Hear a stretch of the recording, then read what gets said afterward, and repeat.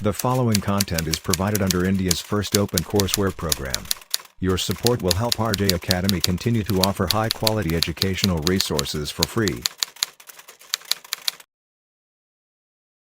Physical spectra के अंदर अभी तक आप लोग काफ़ी कुछ पढ़ चुके हो। सबसे पहले मैंने आपको बताया कि आखिर इलेक्ट्रोमैग्नेटिक रेडिएशन क्या होती है और किस रेंज के EMR से कौन से ट्रांजिशन होंगे और उस ट्रांजिशन से आप लोग कौन कौन सी इन्फॉर्मेशन को निकाल सकते हो। सबसे पहले आप लोगों ने पढ़ी रोटेशनल स्पेक्ट्रोस्कोपी, चाहे आपका मॉलिक्यूल रिजिड रोटर की तरह बिहेव कर रहा हो या फिर आपका मॉलिक्यूल नॉन रिजिड रोटर की तरह बिहेव कर रहा हो। उसके बाद वाइब्रेशन स्पेक्ट्रोस्कोपी को हमने स्टार्ट किया, हार्मोनिक मोशन के लिए पढ़ा और एनहार्मोनिक मोशन के लिए भी पढ़ लिया। उसके बाद आप लोगों ने रोटेशन स्पेक्ट्रोस्कोपी को और वाइब्रेशन स्पेक्ट्रोस्कोपी को मिलाकर पढ़ा, जिसको आप लोग बोल रहे थे रो वाइब्रेशनल स्पेक्ट्रोस्कोपी। और पी ब्रांच क्या होती है, आर ब्रांच क्या होती है, इनके एनर्जी एक्सप्रेशंस क्या होते हैं, स्पेक्ट्रा आप लोग इस टाइप का दिखेगा, लाइंस के बीच की स्पेसिंग कैसी होगी, वो सब चीजें हम लोग डिस्कस कर चुके हैं प्रीवियस वीडियोस के अंदर। आज हम लोग बिल्कुल वहीं से कंटिन्यू करेंगे और मैं आपको दिखाऊंगा कि आखिर रो वाइब्रेशन का स्पेक्ट्रा किस टाइप का आपको दिखता है और उसके बाद इंट्रोड्यूस करेंगे आखिर क्यू ब्रांच क्या होती है। तो क्लास को शुरू करते हैं, लेकिन उससे पहले इंट्रो।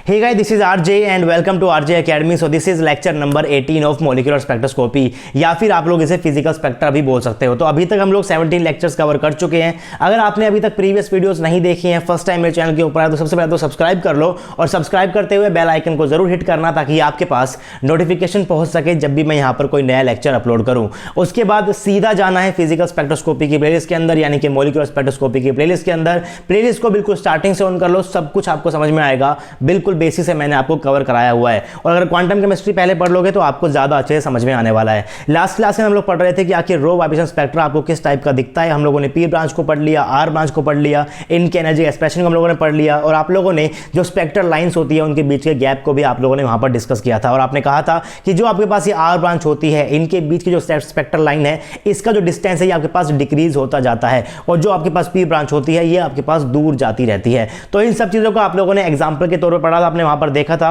कि आपके पास जो फर्स्ट आर ब्रांच है जिसको आप लोग क्या बोलते हो, R0 बोलते हो, आपके पास क्या होगा, R1 होगा, R0, R1, R2, R3, इस तरीके से आप लोग इन सभी लाइंस को नाम दे सकते हो। उसी तरीके से आप लोग क्या बोलोगे, इसको आप लोग बोलोगे P1। याद रखना P0 पी ब्रांच के अंदर एग्जिस्ट नहीं करता। क्यों नहीं करता, प्रीवियस वीडियोस के अंदर बता चुका हूं। तो यहां पर जो फर्स्ट लाइन है उसको आप लोग क्या बोलते हो, P1 बोलते हो, उसको आप लोग क्या बोलते हो, R0 बोलते हो। और जो आपके पास R0 वाली लाइन होती है ये आपके पास ओरिजिन के ज्यादा पास होगी इन कंपैरेटिवली टू P1। एक एग्जांपल लिया था, वहां पर मैंने आपको बताया था कि कितना निकला था, पेपर निकला था म्यू नॉट प्लस का 18 और ये निकला था म्यू नॉट माइनस का 20। यानी कि जो आपके पास ये P1 लाइन होगी ये थोड़ी सी दूर होगी ओरिजिन से और ये जो होगा पास थोड़ी सी क्लोज होगी। तो इस टाइप का क्वेश्चन भी फ्रेम कर सकता है आपके लिए कि जो आपके पास फर्स्ट पी ब्रांच की लाइन होगी या फिर जो आपके पास फर्स्ट आर ब्रांच की लाइन होगी, इनमें से ओरिजिन के पास कौन सी होगी। तो याद रखना आर ब्रांच की लाइन आपके पास जो है वो ओरिजिन के पास रहती है। उसके बाद अगर मैं आपके पास पी ब्रांच के आपके पास जो लाइंस है इनके बीच की स्पेसिंग को अगर मैं M1 से M2 से M3 डोनेट करूंगा तो आपको पता है कि लाइंस दूर जाती रहती हैं। इसका मतलब जो आपके पास M1 होगा सबसे छोटा होगा, फिर M2 होगा, फिर M3 होगा। इस तरीके से आप लोग कंपेयर कर सकते हो। और जो R ब्रांच है इसकी लाइंस आपके पास आती रहती है, यानी कि आप इसमें बोलूंगा N1, इसको बोलूंगा N2, इसको बोलूंगा N3। तो N1 सबसे बड़ा, फिर N2, फिर N3, फिर N4। इस तरीके से आप लोग यहां पर भी कंपैरिजन कर सकते हो। बीच में पास क्या होता है, यहाँ पर बैंड ओरिजिन होता है। ये किसके कॉरस्पॉन्डिंग आपके पास है, N=0 से ट्रांजिशन आपके पास कहां हो रहा है, N=1 वाइब्रेशन लेवल्स के अंदर ट्रांजिशन हो रहा है। तो लास्ट क्लास के अंदर मैंने आपसे कहा था कि इसको बनाकर देखना कि आपका ro vibration spectra of diatomic molecule किस टाइप का दिखेगा, उसके बाद आप लोग मैच करना। तो आज मैंने आपको दिखा दिया है कि आपके पास जो रो वाइब्रेशन स्पेक्ट्रा है वो कुछ इस टाइप का दिखेगा एक डायटोमिक मॉलिक्यूल के लिए। तो अगर आपका आंसर मैच कर रहा है, आप लोगों ने सही तरीके से बनाया है, तो मुझे कमेंट सेक्शन के अंदर जरूर बताना। उसके बाद ध्यान आपको ये भी रखना है कि जो आपके पास ये हाइट होती है आर ब्रांच के अंदर, अगर मैं इसको आर मैक्स बोल रहा हूं, अगर आपके पास जो हाइट होती है, जो पीक यहां पर होती है, इसको मैं पी मैक्स बोल रहा हूं, तो आर मैक्स हमेशा आपके पास ऊपर होती है, पी मैक्स नीचे होती है। और इनके बीच का गैप भी आप लोग निकाल चुके हो प्रीवियस लेक्चर्स के अंदर। तो इसका फॉर्मूला भी आपको याद रखना है, इसके ऊपर से भी क्वेश्चंस वो बना सकता है।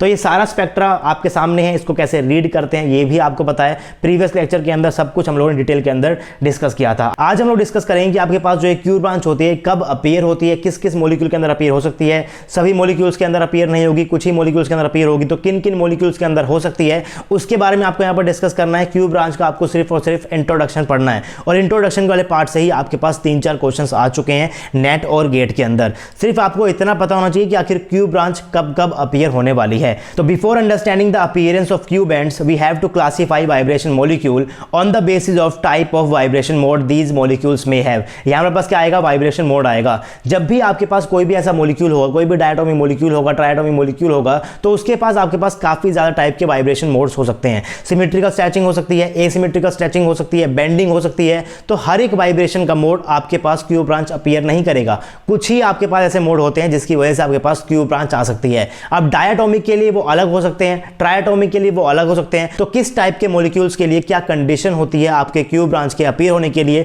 वो कंडीशंस आपको पता होनी चाहिए। Generally vibration bands are of two type, जैसे कि आपके पास पैरेलल बैंड हो सकता है या फिर आपके पास परपेंडिकुलर बैंड हो सकता है। इनके बैंड में बीच में डिफरेंस क्या है वो हम लोग डिस्कस कर लेते हैं। जो आपके पास पैरेलल बैंड होता है, if the vibration mode produce dipole parallel to the molecular axis then it produce a band called parallel band. Example भी यहां पर लिखा हुआ है, asymmetrical vibration in CO2 produce parallel band. इसका समझाने के लिए मान लीजिए आपके पास क्या है, कोई CO2 का मॉलिक्यूल है। CO2 का मॉलिक्यूल आपके पास कैसा होता है, ट्रायटोमिक होता है, लीनियर होता है, और अरेंजमेंट आपके पास कैसी होती है, सिमेट्रिकल यहां पर अरेंजमेंट होती है। यानी कि आपके पास यहां पर इसका म्यू क्या हो जाएगा, आपके पास 0 हो जाएगा। और अगर इसके बाद डाइपोल मोमेंट नहीं है तो आपके पास मॉलिक्यूल कैसा होता है, रोटेशनली तो इनएक्टिव होता है, लेकिन अगर इसके अंदर मैं डायनामिक डाइपोल मूवमेंट इंड्यूस कर देता हूं तो आपका ये मॉलिक्यूल वाइब्रेशनली एक्टिव हो जाएगा। तो आपने वहां पर कहा था कि इसके बाद वाइब्रेशंस होते हैं, एसिमेट्रिकल स्ट्रेचिंग हो सकती है, आपके पास सिमेट्रिकल स्ट्रेचिंग हो सकती है, जिसके कोरस्पोंडिंग इसके अंदर आपके पास जो डाइपोल मोमेंट है वो जनरेट हो सकता है और आपका मॉलिक्यूल वाइब्रेशनली एक्टिव हो सकता है। जैसे कि अगर मैं बात करता हूं CO2 मॉलिक्यूल की, तो यहां पर पास क्या है, 2 ऑक्सीजन के एटम है।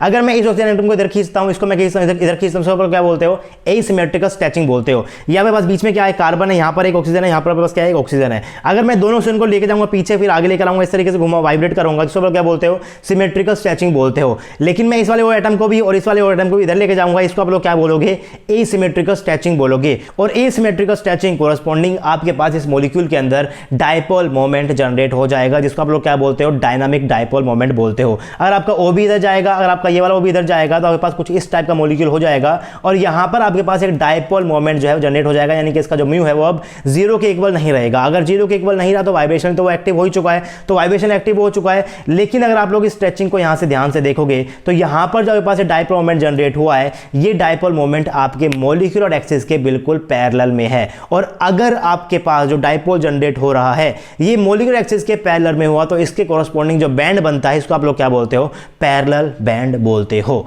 उसके बाद आपके पास क्या होता है, परपेंडिकुलर बैंड होता है। इसका आपके पास क्या होगा, जो यहां पर ये म्यू जनरेट हो रहा है ये आपके पास क्या होता है, मॉलिक्यूलर एक्सिस के परपेंडिकुलर हो सकता है। If vibration mode produce oscillating dipole perpendicular to molecular axis then it produce vibration bands considered as perpendicular band. यहां पर मैंने आपको एग्जांपल दिया हुआ है, two bending mode in CO2 produce perpendicular band. यहां पे पास क्या है, CO2 मॉलिक्यूल है, आपके पास यहां पर कुछ भी स्ट्रेचिंग नहीं हो रही है, म्यू क्या है, 0 है, वाइब्रेशनल क्या है, इनएक्टिव है। जैसे ही आप लोग इस O को इधर नीचे लेकर आओगे, इसको भी नीचे लेकर आओगे, तो आपके मॉलिक्यूल के अंदर क्या होता है, कुछ ना कुछ डाइपोल मोमेंट इंड्यूस हो जाता है। यानी कि आपका जो म्यू है वो क्या हो गया, नॉट इक्वल टू 0 हो गया। और इस केस में अगर आप लोग अपने डाइपोल मोमेंट डायरेक्शन निकालोगे तो इस वाले बॉन्ड का क्या होगा, इधर की तरफ होगा, इसका क्या होगा, इधर की तरफ होगा। तो ओवरऑल क्या हो जाएगा, आपके पास कुछ नीचे की तरफ हो जाएगा। यानी कि ये जो आपके पास मॉलिक्यूलर एक्सिस है इसके आपके पास परपेंडिकुलर क्या हो गया, आपके पास डाइपोल मोमेंट जनरेट हो गया है। तो इसके कोरस्पोंडिंग जो आपके पास बैंड बनता है उसको आप लोग क्या बोलते हो, परपेंडिकुलर बैंड बोलते हो। अब ऐसा नहीं है कि पैरेलल बैंड के कोरस्पोंडिंग भी आपके पास क्यू ब्रांच होती है, परपेंडिकुलर बैंड के कोरस्पोंडिंग भी आपके पास क्यू ब्रांच होती है। हर मॉलिक्यूल के लिए आपके पास डिफर करता है। उस तरीके से मैंने यहाँ पर आपको बैंडिंग दिखाई हुई है, एसिमेट्रिकल बैंडिंग भी आपको मैंने दिखाई हुई है। तो इसके अंदर भी आपके पास जो म्यू होगा वो कैसा होगा, आपके पास ऑक्सीलेटिंग होगा dipole moment perpendicular to molecular axis. यानी कि यहाँ पर भी आपके पास क्या हो जाएगा, एक बेस बैंडिंग मोड की वजह से भी आपके पास क्या आ सकती है, कोई बैंड आ सकता है, जिसको आप लोग क्या बोलने वाले हो, परपेंडिकुलर बैंड बोलने वाले हो। अब हम लोग देखते हैं कि आखिर अपीयरेंस आपके पास क्यू ब्रांच की कब कब हो सकती है। तो appearance of Q branch apart from P and R branch is possible in the following type of molecules. कुछ 5 यहां पर मैं आपको पॉइंट लिखा रहा हूं स्लाइड के अंदर, और इस 5 पॉइंट्स के ऊपर से आपके पास 3 या 4 बार क्वेश्चंस आ चुके हैं CSIR नेट के अंदर। सिर्फ क्वेश्चंस यहीं से पूछता है कि क्यू ब्रांच कब कब अपीयर होने वाली है। तो सबसे पहले चीज मैंने यहां पर लिखी हुई है, perpendicular band of linear molecule like CO2 exhibit a Q branch corresponding to delta J is equal to 0 in addition to P and R branch। इसका मतलब समझने की कोशिश करना। सबसे पहले बात, मॉलिक्यूल आपके पास कैसे हैं, लाइक CO2, यानी कि लीनियर होने चाहिए और उनका डिस्ट्रीब्यूशन कैसे होना चाहिए, आपके पास सिमेट्रिकल डिस्ट्रीब्यूशन होना चाहिए। C आपके पास यहाँ पर सेंटर में होता है, वो आपके पास यहाँ होगा, वो आपके पास यहाँ पर होगा। मॉलिक्यूल कैसा है, लीनियर है, और आपके पास जो एटम का डिस्ट्रीब्यूशन वो भी क्या है, सिमेट्रिक है। इधर आपके पास क्या है, ऑक्सीजन, यहाँ पर क्या है, ऑक्सीजन है। HCN इस कैटेगरी के अंदर नहीं आता है, लीनियर होता है, लेकिन यहां पर सिमेट्रिकल डिस्ट्रीब्यूशन नहीं है। तो फर्स्ट पॉइंट सिर्फ उन मॉलिक्यूल्स के लिए है जो कैसे होता है, हमारे पास लीनियर होते हैं और उनके जो एटम होता है उसका डिस्ट्रीब्यूशन कैसे हमारे पास सिमेट्रिक होता है। इसके अंदर जो परपेंडिकुलर बैंड जनरेट होते हैं, इस परपेंडिकुलर बैंड की कोरस्पोंडिंग आपके पास क्या आने वाली है, एक क्यू ब्रांच आने वाली है। और इस टाइप के मॉलिक्यूल के अंदर परपेंडिकुलर बैंड कब बन रहे थे, ये आप लोग देख चुके हो। परपेंडिकुलर बैंड तब बन रहे थे आपके पास कैसा वाइब्रेशन हो रहा होता है, बेंडिंग वाइब्रेशंस हो रहे होते हैं।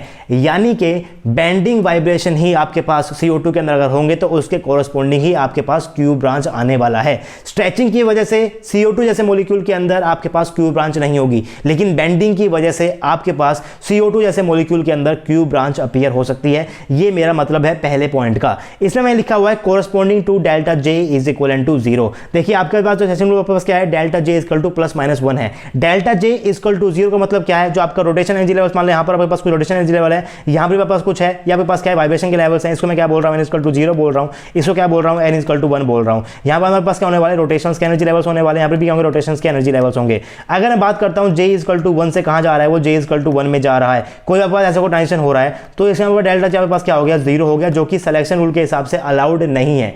लेकिन अगर इस ट्रांजिशन को कोई मोमेंटम मिल जाए बाहर से, तो ये वाला ट्रांजिशन भी आपका हो सकता है। और ये मोमेंटम आपको कहां से मिल रहा है, इस परपेंडिकुलर बैंड की वजह से मिल रहा है, क्योंकि इस परपेंडिकुलर बैंड की वजह से आपके पास एक डायपोल मोमेंट जनरेट हो रहा है, और वो डायपोल मोमेंट आपके ट्रांजिशन मोमेंट इंटीग्रल के साथ इंटरैक्ट कर कर एक एक्स्ट्रा ब्रांच प्रोड्यूस कर देगा, जिसको आप लोग क्या बोलते हो, क्यू ब्रांच बोलते हो। इसको आप लोग आगे वाले पॉइंट्स के अंदर और भी अच्छे से समझ पाओगे। तो आगे बढ़ते हैं। नेक्स्ट पॉइंट मैंने यहां पर लिखा हुआ है, the situation with non linear triatomic molecule in similar vibration motion in which dipole oxalates perpendicular two symmetrical axis produce a band with Q branch. इस लाइन को आपको समझ में आया नहीं होगा, तो इसका मतलब क्या है, बेसिकली इसका मतलब क्या होता है, asymmetrical stretching in non linear triatomic molecule such as H2O and H2S produce a band with Q branch. इस चीज को आपको याद रखना है। अगर आपके पास कोई भी ऐसा मॉलिक्यूल हुआ जो कि लीनियर हुआ, ट्राइएटॉमिक हुआ, सिमेट्रिकल डिस्ट्रीब्यूशन हुआ उसके बीच में एटम्स का, तो उस केस के अंदर परपेंडिकुलर बैंड जो कि बेंडिंग की वजह से आपके पास प्रोड्यूस हो रहे थे, उसकी वजह से आपके पास क्यू ब्रांच अपीयर हो जाती है। लेकिन अगर आपके पास कोई ट्राइएटॉमिक मॉलिक्यूल हुआ, वो लीनियर नहीं है, वो नॉन लीनियर है, तो इस केस के अंदर एसिमेट्रिक स्ट्रेचिंग की कोरस्पोंडिंग आपके पास क्या आने वाली है, क्यू ब्रांच आने वाली है। इस चीज को आपको ध्यान रखना है। आपके पास ट्राइएटॉमिक मॉलिक्यूल है, अगर वो लीनियर है तो उसके अंदर सिर्फ बेंडिंग की वजह से क्या आएगी, क्यू ब्रांच आएगी। लीनियर के साथ साथ सिमेट्रिकल डिस्ट्रीब्यूशन भी होना चाहिए। अगर आपके पास मॉलिक्यूल ट्राइएटॉमिक है, वो लीनियर नहीं है, नॉन लीनियर है, तो इस केस के अंदर एसिमेट्रिकल स्ट्रेचिंग की वजह से ही आपके पास क्या आती है, क्यू ब्रांच आ जाती है। सिर्फ आपको इस लाइन को यहां से याद रखना है। थर्ड पॉइंट मैंने यहां पर लिखा हुआ है, if the molecule have angular momentum about its own axis as in the case of electronical orbital momentum of paramagnetic molecule like NO, Q branch generally appears। अब इस पॉइंट के ऊपर आप लोग स्टार लगा देना। इसके ऊपर से क्वेश्चन आ चुका है कि आपके पास जो NO है, इस मॉलिक्यूल के अंदर Q ब्रांच आने वाली है नहीं। आपके पास क्वेश्चन कैसा आएगा कि which of the following molecules will exhibit A Q branch. आपके पास 4 ऑप्शन हो जाएंगे, वहां पर एक ऑप्शन आपके पास NO हो सकता है, बाकी आपके पास कुछ भी ऑप्शन और भी हो सकते हैं। तो किस मॉलिक्यूल्स के अंदर Q ब्रांच आ रहे हैं वो आपको पता होना चाहिए। तो जो मॉलिक्यूल आपके पास पैरामैग्नेटिक बिहेवियर शो करते हैं, आपको पता है कि NO के पास क्या होते हैं, अनपेड इलेक्ट्रॉन होते हैं, तो अगर आपके पास ये पैरामैग्नेटिक बिहेवियर शो करेगा तो उस केस के अंदर भी आपके पास क्यू ब्रांच आने वाली है। अब इस पैरामैग्नेटिक नेचर की वजह से आपके पास ऐसा क्या हो जाता है, पैरामैग्नेटिक नेचर का मतलब क्या है, सिंगली अनऑक्यूपाइड आपके पास क्या है, इलेक्ट्रॉन्स, यानी कि आपके पास अनपेयर्ड इलेक्ट्रॉन्स हैं। उन अनपेयर्ड इलेक्ट्रॉन की वजह से आपके पास क्या होने वाला है, कोई ना कोई मोमेंटम होने वाला है, और वो मोमेंटम पुश करता है डेल्टा J इक्वल टू 0 वाले ट्रांजिशन को होने के लिए। मैंने कहा था अगर डेल्टा J इक्वल टू 0 वाले ट्रांजिशन को होना चाहिए तो उसको बाहर से एक्सटर्नल मोमेंटम मिलेगा। तो ये एक्सटर्नल मोमेंटम उसको कहां से मिल रहा है, इस अनपेयर्ड इलेक्ट्रॉन की वजह से मिल रहा है। इसको आप लोग क्या बोलते हो, पैरामैग्नेटिक बिहेवियर बोलते हो। नंबर 4 पॉइंट मैंने यहां पर लिखा हुआ है, homonuclear diatomic molecule does not produce bands in Q branch. अगर आपके पास कोई भी होमोन्यूक्लियर डायटोमिक मॉलिक्यूल हुआ, आपके पास H2 हुआ, आपके पास N2 हुआ, आपके पास O2 हुआ, तो इस टाइप के मॉलिक्यूल्स कभी भी क्यू ब्रांच नहीं प्रोड्यूस करेंगे। तो आपको ये सब चीजें याद रखनी है कि किस टाइप का मॉलिक्यूल क्यू ब्रांच देगा और किस टाइप का मॉलिक्यूल आपके पास क्यू ब्रांच नहीं देगा। लास्ट पॉइंट मैंने यहां पर लिखा हुआ है, in terms of transition dipole moment it is considered that if the transition dipole moment is perpendicular to rotational angular momentum. इसका मतलब क्या है कि आपके पास जो ट्रांजिशन एंगुलर मोमेंटम है, देखिए मैं आपसे कह रहा था कि जब भी आपके पास कोई भी ट्रांजिशन होगा तो उसको पुश करने के लिए आपके पास क्या होना चाहिए, बाहर से एक्सटर्नल मोमेंटम होना चाहिए। अगर सिलेक्शन रूल को फॉलो कर रहा है, डेल्टा J इक्वल टू आपके पास +-1 है, तो आप ट्रांजिशन आपके पास क्या हो जाएगा, अपने आप से हो जाएगा। लेकिन अगर आपको डेल्टा J इक्वल टू 0 वाला करना है तो बाहर से आपको एक्सटर्नल मोमेंटम देना पड़ेगा। आपके पास ये मोमेंटम कहाँ मिल सकता है? अगर आपके पास मॉलिक्यूल के पास सिंगली अनऑक्यूपाइड इलेक्ट्रॉन्स रहे, यानी कि अनपेड इलेक्ट्रॉन रहे, तो वो आपके पास क्या क्रिएट करेंगे? एक ऑर्बिटल मोमेंटम क्रिएट करेंगे, जो आपके पास सफिशिएंट होता है डेल्टा जी इक्वल टू 0 वाला ट्रांजिशन करने के लिए। तो एक्सियल मोमेंटम आपको मिल रहा है, यानी कि जो आपके पास यहाँ पर ट्रांजिशन डाइपोल मोमेंट हो रहा है और जो आपके पास यहाँ पर रोटेशन एंगुलर मोमेंटम मिलेगा, अगर ये दोनों आपके पास परपेंडिकुलर होंगे तो आपके पास क्यू ब्रांच नहीं आती है। लेकिन अगर ये दोनों पैरेलल हुए तो आपके पास क्यू ब्रांच अपीयर हो जाएगी। अब अगर ये दोनों परपेंडिकुलर, तो उससे क्या होता है? अगर ये परपेंडिकुलर हो गए तो एक दूसरे को क्या कर देते हैं? ये कैंसिल कर देते हैं। इसका मतलब जो आपके पास एक्सियल मोमेंटम क्रिएट हुआ था वो इस ट्रांजिशन डाइपोल मोमेंट की वजह से क्या हो गया? कैंसिल हो गया। अगर वो कैंसिल हो गया यानी कि बाहर से एक्सियल मोमेंटम नहीं मिला तो डेल्टा जी इक्वल टू 0 के अंदर ट्रांजिशन नहीं होगा, यानी कि आपके पास क्यू बैंड नहीं आने वाला है। लेकिन अगर ये दोनों पैरेलल हुए तो इसका मतलब क्या है? जो आप पुश कर रहा है, जो आपके पास एक्सटर्नल मोमेंटम है, अगर ये आपका रोटेशनल एंगुलर मोमेंटम के पैरेलल हुआ तो उस केस के अंदर आपके पास क्या हो जाएगा? ये जो एक्सटर्नल मोमेंटम मिल रहा है इसको पुश करेगा, आपके पास ट्रांजिशन हो जाएगा, यानी कि आपके पास क्यू बैंड जो है वो अपीयर हो जाएगा। सिर्फ और सिर्फ जनरल इंट्रोडक्शन ही पढ़ना है, ज्यादा डिटेल के अंदर इसको नहीं पढ़ना है। तो इस चीज को जो 5 पॉइंट मैंने यहां पर लिखे हुए हैं कि किस किस टाइप के मॉलिक्यूल के अंदर आपको क्यू ब्रांच देखने को मिल सकती है। तो अगर मैं आपसे बोलता हूं कि आपके पास कोई मॉलिक्यूल इस टाइप का होता है HC ट्रिपल बॉन्ड CH, तो इस मॉलिक्यूल के अंदर कौन सा वाइब्रेशन मोड आपकी क्यू ब्रांच को जनरेट कर सकता है? तो आपने देखा कि मॉलिक्यूल के पास कैसा है? लीनियर है। उसके बाद आपने क्या देखा है? सिमेट्रिक डिस्ट्रीब्यूशन है, यानी कि CO2 का जैसा है। और आपने देखा कि CO2 के अंदर आपके पास जो बेंडिंग मोड होता है इसके वजह से पास क्या आने वाले हैं? क्यू ब्रांच आने वाले हैं। तो क्वेश्चन आ सकता है कि ये मॉलिक्यूल आपको दे देगा, आपसे पूछ लेगा कि किस मोड के कोरेस्पोंडिंग आपके पास क्यू ब्रांच आने वाली है। तो साइज आपको पता होनी चाहिए। अगर मॉलिक्यूल देता हूं मैं H2O, तो ये मॉलिक्यूल आपके पास कैसा है? ट्राइएटॉमिक है, नॉन लीनियर है। तो इसके आपको कह सकते हो कि आपके पास जो एसिमेट्रिक स्ट्रेचिंग होती है इसके कोरेस्पोंडिंग ही आपको क्या मिल जाने वाला है? क्यू ब्रांच के अंदर आपको बैंड मिल जाने वाला है। तो ये सब चीजें आपको याद रखनी, किस टाइप के मॉलिक्यूल आपके कौन से वाइब्रेशन बैंड आपको प्रोड्यूस करने वाले हैं। कुछ क्वेश्चंस के ऊपर से आ चुके हैं, जो क्वेश्चंस आए उनको आप लोग खुद से अटेम्प्ट कर पाओगे अगर आप लोगों ने 5 पॉइंट याद रख लिए। तो बिल्कुल सिंपल बेसिक क्वेश्चंस आए थे, तो वो क्वेश्चन आपको यहां पर नहीं करा रहा हूं। और इसके बाद मैं स्टार्ट कराने वाला हूं रमन स्पेक्ट्रोस्कोपी। तो पहले हम लोग पढ़ेंगे रमन स्पेक्ट्रोस्कोपी, फिर पढ़ेंगे रोटेशन रमन स्पेक्ट्रोस्कोपी, फिर पढ़ेंगे वाइब्रेशन रमन स्पेक्ट्रोस्कोपी, जहां पर आप लोग बात करते हो स्टोक्स लाइन की, एंटी स्टोक्स लाइन की। तो बहुत इंपॉर्टेंट कंसेप्ट है, बहुत सारे क्वेश्चंस आपके पास रमन स्पेक्ट्रोस्कोपी से आते हैं CSIR नेट के अंदर। तो आई होप कि आपको लेक्चर पसंद आया होगा। अगर आपको लेक्चर पसंद आया तो वीडियो को लाइक कर सकते हो। अभी तक आप लोगों ने अपने दोस्तों से शेयर नहीं किया है तो शेयर कर दो, सब्सक्राइब नहीं किया तो सब्सक्राइब भी कर लो चैनल को, और साथ साथ बेल आइकन जरूर प्रेस करें ताकि आपके पास नोटिफिकेशन पहुंच जाए जब भी मैं यहाँ पर कोई नया वीडियो अपलोड करूं। अगर आपको मेरा काम अच्छा लगता है तो आप RJ अकेडमी को फाइनेंशियली सपोर्ट भी कर सकते हो। आप लोग हमें गूगल पे कर सकते हो, फोन पे कर सकते हो या फिर पेटीएम कर सकते हो। Any support is highly appreciable guys, ताकि आपके सपोर्ट की हेल्प से हम लोग आपके लिए नए नए कोर्सेज लाते रहें एकदम फ्री। आपसे मिलेंगे नेक्स्ट टाइम, तब तक के लिए पढ़ते रहिए, पढ़ाते रहिए, खुश रहिए। Thank you very much.